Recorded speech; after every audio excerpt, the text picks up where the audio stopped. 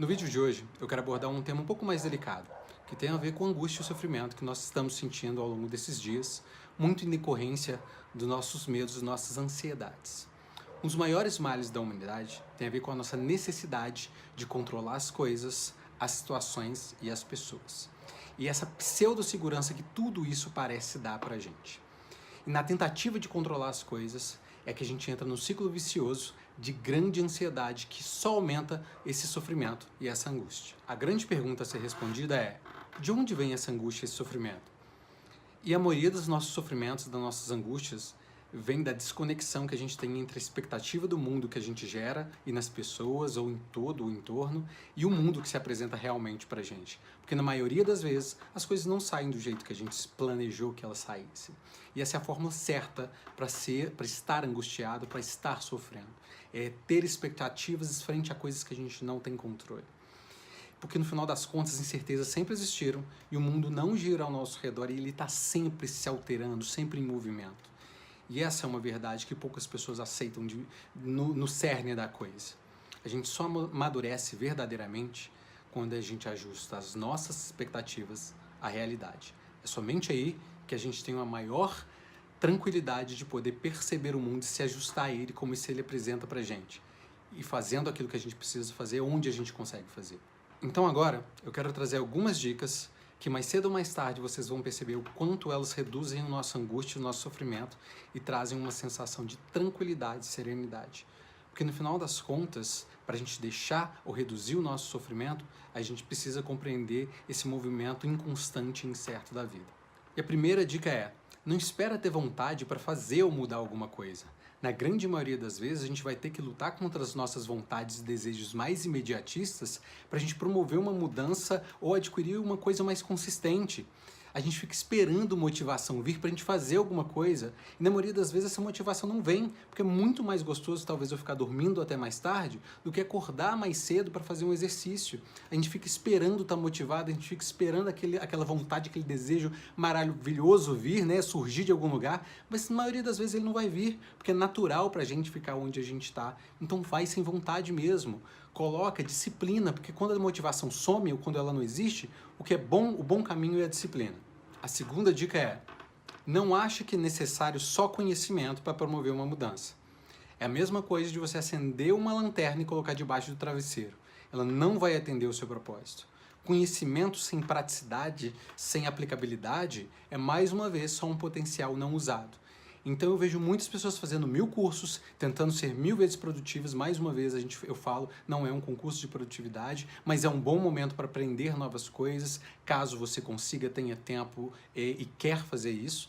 Mas não adianta adquirir grandes conhecimentos se você não pratica, se você não põe ele para trabalhar para as pessoas, para você mesmo e para fazer diferença nesse mundo. Adquira novos conhecimentos, adquira novas competências, mas trabalhe-as. Faça com que elas sejam testadas em algum momento da sua vida. Senão ela só vai virar uma lanterna debaixo de um travesseiro. A terceira dica é: não esconda o seu pessimismo atrás de um falso realismo. A maioria das pessoas se dizem realistas, mas no final das contas elas são boas pessimistas.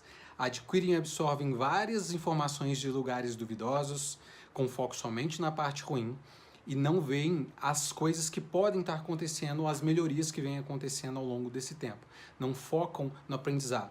Existe um negócio que chama sistema de ativação reticular, que é aquela capacidade que nosso cérebro, nosso sistema tem de ver e perceber as coisas de forma enviesada, sabe? Sabe aquela pessoa que ela só vê problema nas coisas? Sabe aquela pessoa que também só vê coisas boas nas coisas e também não gera aprendizado? É isso que eu quero falar.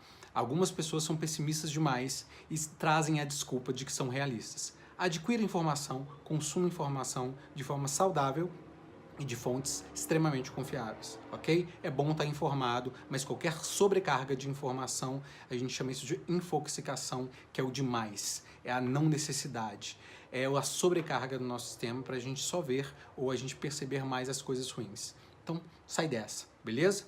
Vamos para a próxima. A quarta dica é: conheça os gatilhos do seu comportamento.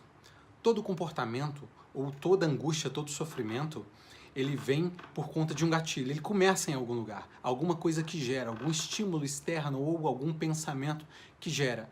Reconheça as situações que você passa todos os dias que te trazem angústia, que te trazem sofrimento, que te trazem ansiedade.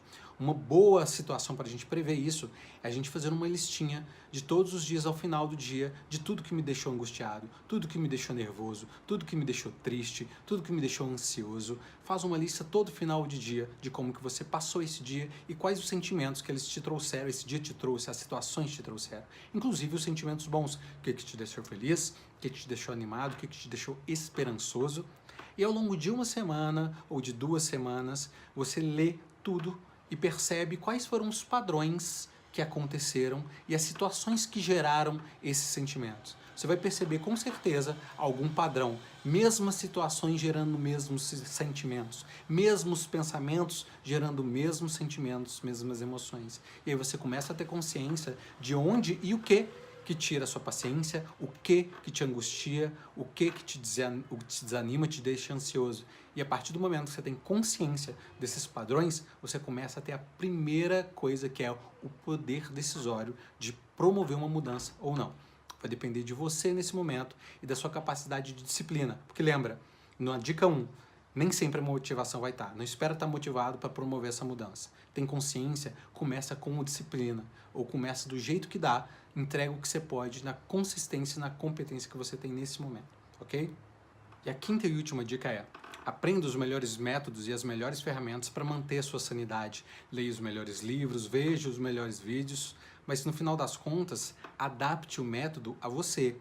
A gente fica querendo aprender e ler os livros e pegar o método exatamente do jeito que está lá, que funcionou para tal pessoa, e adaptar do jeitinho que funcionou para ele para o nosso jeito.